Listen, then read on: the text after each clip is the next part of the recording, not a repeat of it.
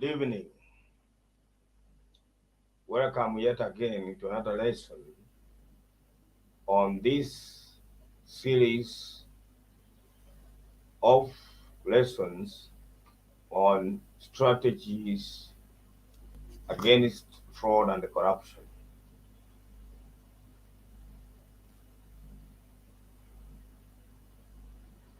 I am now going to discuss strategy number 3, staff training.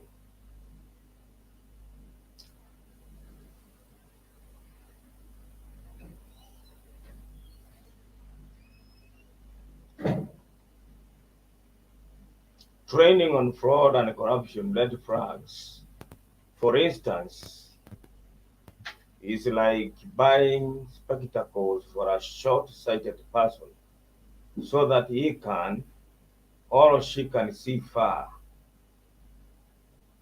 Why? These vices of fraud and corruption come in different forms and send out a variety of symptoms that can only be detected by a person that has been trained. It therefore goes without saying that training staff on the red flags of fraud and corruption is like opening their eyes wide open so that they can be able to see fraud and corruption coming from far out.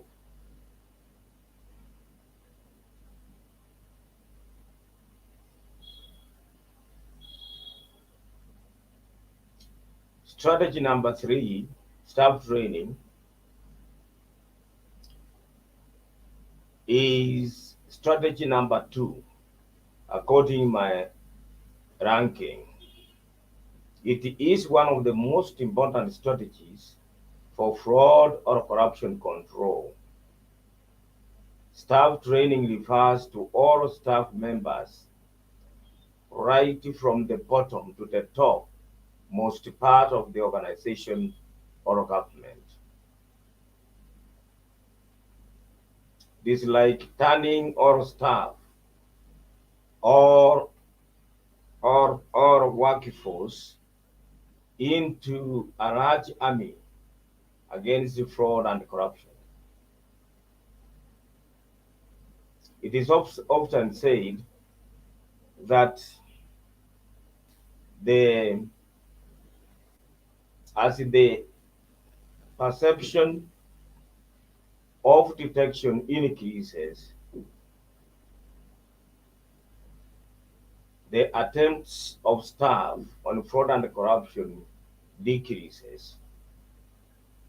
This means that as fraudsters perceive that they can easily be detected, they refrain from any attempts to perpetrate fraud and corruption. Training on fraud and corruption red flags, for instance, is uh, like opening or like enforcing the eyesight of people who are impaired so that they can see properly, they can see well.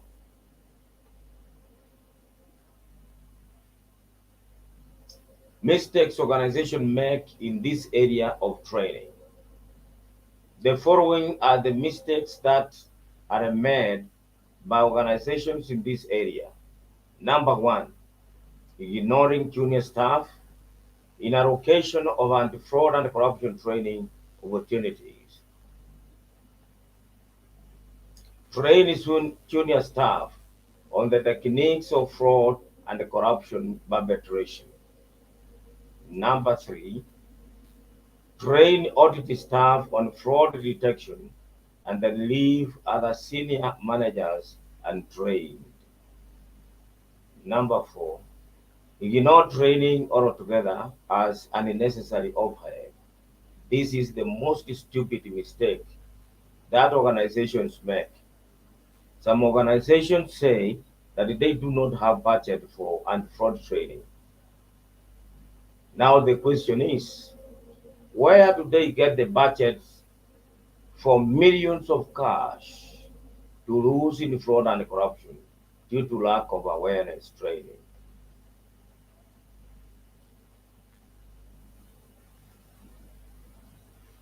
Number 5, give training last priority. Many ignorant organizations treat training as an unnecessary expense, but incurs to the tune of several tens of millions due to fraud. In a way, they do not budget for anti-fraud training. As I saw, they indirectly budget to lose several millions due, due to fraud and corruption.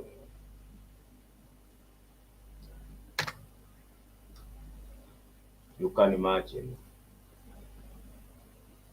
This is what I call silly planning and a silly prioritization within organizations. Training on fraud and corruption red flags. My understanding is that no one can be in a position to detect fraud without first having been trained on its red flags or danger signs. Fraud and corruption activities are clandestine activities, secret activities, properly hidden from the normal eye.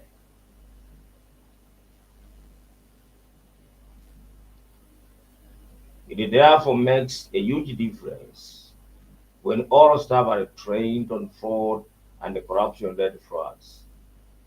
All staff here mean all human persons employed by the organization or government, whether they are cooks, drivers, messengers, cleaners, gate guards or watchmen, clerks, junior management, middle management, top management, and the board of directors, including all oversight bodies within and without the organization.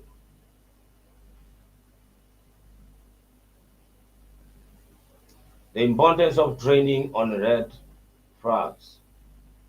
Fraud or corruption as indicators that start flashing almost immediately a perpetrator starts his or her evil work. The ability of all staff to detect them early enough is very critical to the saving of a lot of money for the organization. The training does not bring the following sorry, the training does bring the following specific advantages.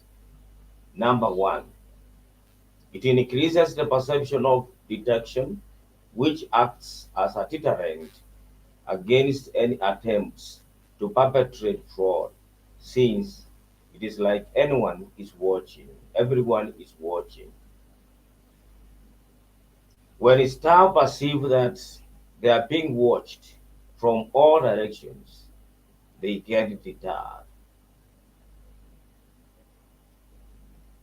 Staff commit fraud when they perceive that the chances of being caught are slim.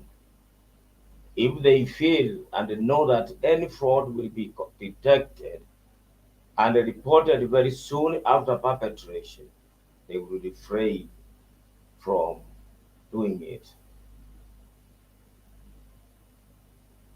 Number 2, all staff are empowered to notice the danger signs and report so that they can be investigated to find out whether they point to fraud or something else.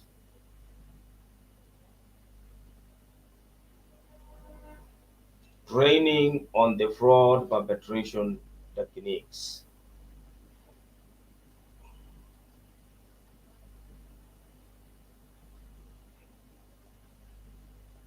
There should be in-depth training for all senior staff so they can know how fraud or corruption is perpetrated. so that they come up with proposals for controls to seal all loopholes. This training should not be allowed for junior staff since they may use the techniques against the organization. Care must also be taken about the effect on the senior staff since some of them may also use the techniques to defraud. The advantages of training far outweigh the disadvantages. Red flags. Here I'm discussing some of the outstanding red flags all staff must be trained on to sort of open their eyes against fraud and corruption. Number one, living beyond one's means.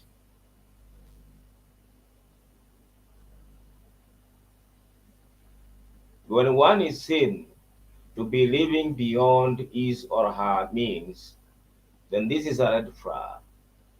Who finances the difference? That is the question. Who finances the difference between the known means and the unknown means? One of the sources could be fraud or corruption. But this must be thoroughly investigated. Because, for instance, a person can be earning something at 10,000 a month, but he or she is being seen to be spending 30,000 a month. The difference of 20,000 can be suspected to be coming from fraud or corruption, but it is not true in all cases because this person could be using some other legal sources to finance his or her lifestyle. This could be true if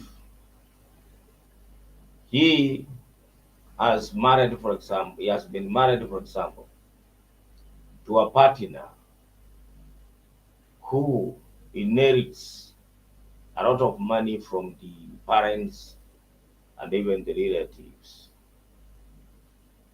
Then that part of that inheritance can go to support the extra lifestyle.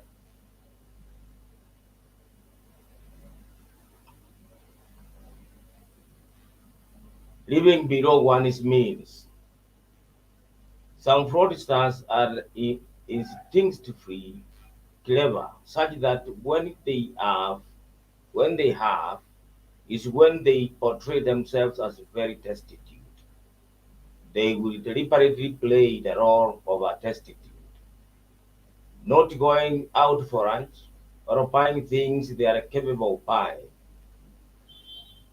Take a chief accountant, for instance, that is always not taking lunch or driving very old and out of fashion car, yet he is or she is earning well. This also could indicate that this person has got something to hide. Brag about significant purchases. Sometimes fraud and corruption proceeds make the perpetrators become like drunk and then they start bragging of the huge investments they are making, for instance, in household items.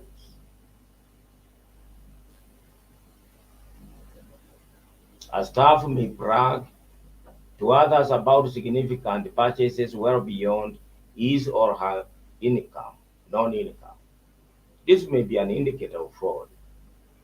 One time, When I was working as an assistant branch accountant, a driver came to me and said, Sostens, I have today wondered how a salesman earning around 10,000 can buy a bed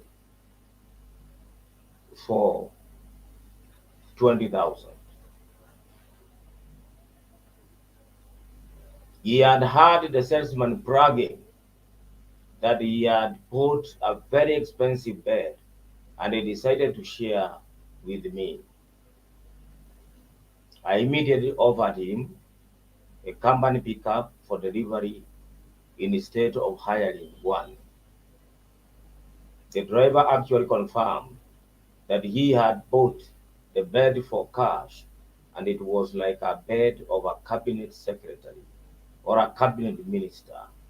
Very, very expensive, well beyond his means. I immediately launched an investigation that led to discovery of fraud involving the collection of cash from debtors who were his customers and spending it. A simple circularization of his customers revealed big discrepancies in balances as per customers against organization records. When he was confronted with the debtor's complaints, he ran away from employment. He confirmed that he was a fraudster by that action of running away before he could be interviewed or investigated. Number four, changes in one's mood. A person who is guilty of fraud may change from pride to being rude and quarrelsome and vice versa. When asked simple questions requiring simple example, the person may start arguing or quarreling. Why do you ask me that? Are you suspecting me? These are some of the questions that kind of person will ask you. Easily getting irritated may indicate that something is wrong somewhere. The reverse is also true. If a person is not known to be always in a jovial mood, and all of a sudden a person becomes very good, very jovial, saying hi to everyone along the office corridors, then questions must be asked. Why the change of mood? Why has this person become so jovial suddenly? Absenteeism. Punctual and always present staff start being absent for fake and flimsy reasons. It may even be vice versa. A troublesome staff who always comes late to staff certainly starts coming early, very early, and leaving very late. You must be afraid when you see this kind of changes in staff behavior. Excessive drinking of beer. Excessive drinking may be indicator of fraud or corruption or pressure that may lead to fraud. What am I saying? Excessive drinking may in itself be an indicator for fraud or corruption. That has already taken place, or it may indicate that this person is going through a lot of pressure, a lot of stress that may lead him or her to perpetrate fraud. All this must be investigated and the solutions found out. Number seven, excessive generosity.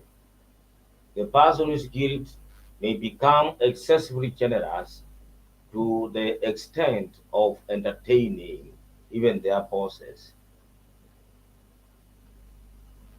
You might find a senior director, for example, may find a mid-level manager coming to his office and inviting him for lunch or for a drinking spree after work. Be afraid of this if it has not been the practice.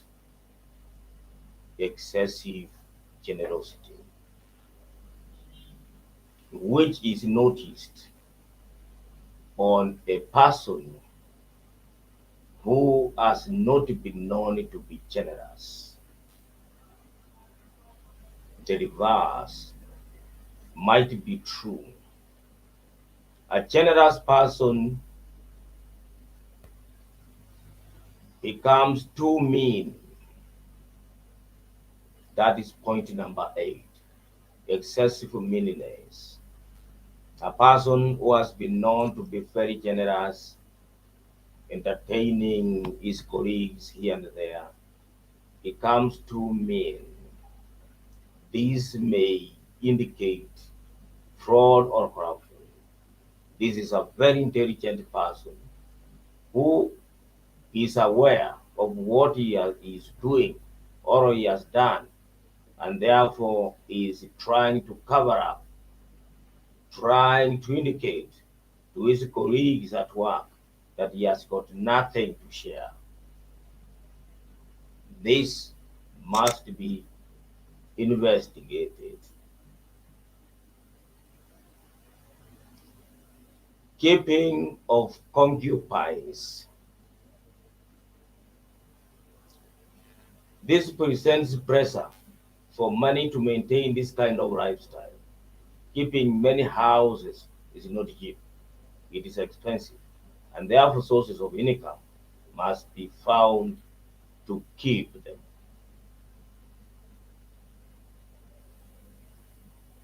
Number 10, gambling habits. Staff in the habit of gambling may have pressures to get more money to spend on gambling. So these kind of habits, the gambling habits, must be investigated, not openly, but secretly, to find out whether if the person can be able to maintain his gambling lifestyle using his non-normal income. If not, then the organization is in danger. And a due association with customers and suppliers, this is red flag number 11. Undue association with the customers and suppliers. The association may be indicating some sort of partnerships, and one of such partnership may be taking kickbacks from the suppliers or colluding with customers to defraud the organization. How can staff defraud his organization using a customer or rotator? To be more specific, an employee can use his or her close association with a supplier to defraud as follows. A. Making double payments with an agreement with the supplier to return the double payment to the employee. B. Overstating payments to suppliers. Sorry. Overstating payments to suppliers and then getting kickbacks. C. Accepting low quality supplies from suppliers. D. Taking kickbacks. E. Bid rigging. F. Supplying air that is supplying nothing, and then the organization pays for nothing, and the perpetrators share the root. G. Conflict of interest. We discussed the conflict of interest earlier.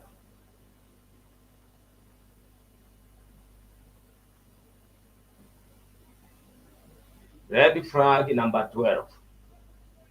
Complaints from customers or suppliers about slow service from staff. Slow service from staff. This is a common feature when you deal with the government staff. When they want you to bribe them, they make themselves very busy and very slow so that you may bribe them to quicken the process. This usually happens at government and large organizations with a lot of bureaucracy. Effects of fraud and corruption.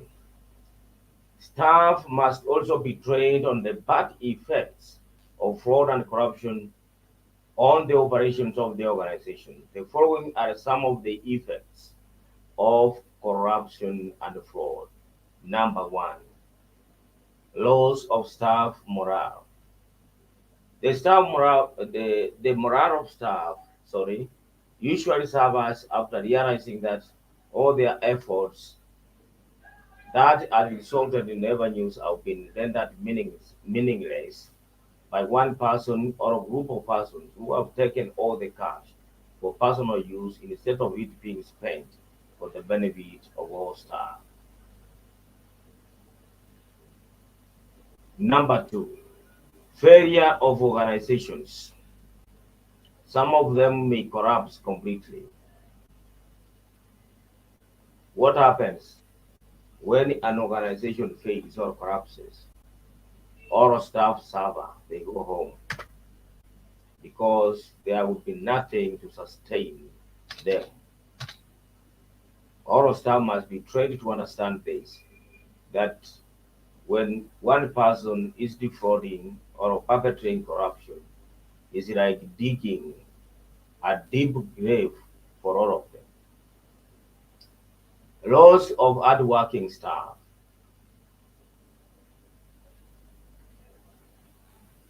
When fraud and corruption is perpetrated, the hardworking staff tend to resign and leave the organization, especially when the perpetrators are tolerated. Number four, loss of investor confidence in the organization. Number five, wrongful dismissal of staff. Number six, lack of cash for increments or salary adjustments. Number seven, lack of promotions.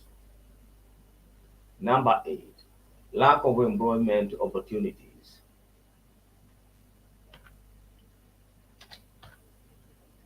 Number nine, loss of cash, directly fire fraudulent activities, loss due to fraud and corruption, indirectly fire investigative costs. I know of a company that spent over 250,000 USD on a forensic investigation and recovered nothing. I mean, recovered nothing from a fraud of 10 times this amount.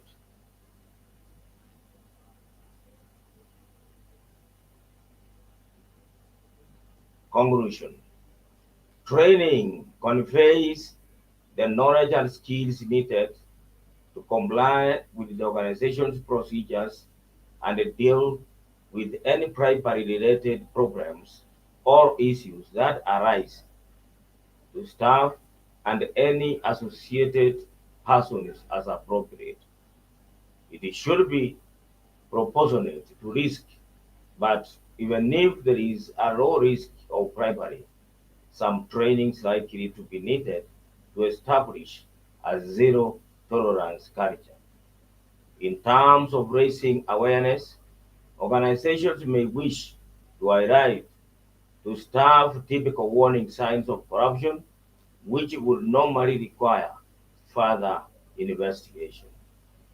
You may wish to use persistent awareness to indicators of corruption for all staff. Thank you very much for listening to me throughout this discussion on strategy number 3, staff training.